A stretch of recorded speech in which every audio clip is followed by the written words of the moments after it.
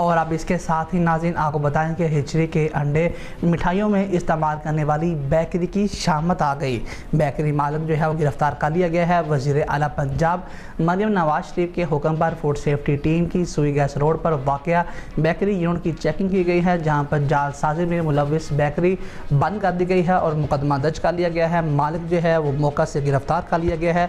2340 टोटे और हिजरी के अंडे, 15 किलो तैयार मिठाई और खुला रंग तलब कर दिया गया है। बेकरी से गंदे अंडे बरामद होने पर कार्रवाई अमल में लाई गई है। यूनिट में सफाई के इंतहाई नाक़िस इंतजाम और बदबूदार माहौल में मिठाई की तैयार करते पाए गए हैं। प्रोसेसिंग एरिया और मिठाई में जिंदा और मुर्दा मक्खियों की भरमार, मिक्सचर बनाने वाली मशीन जंग आलूद और गंदे पानी में पाई गई है और अवामुन नास में बीमारियां बांटने वाली यूनिट मालिक के खिलाफ मुकदमा दर्ज करवाकर मालिक को गिरफ्तार कर लिया गया है।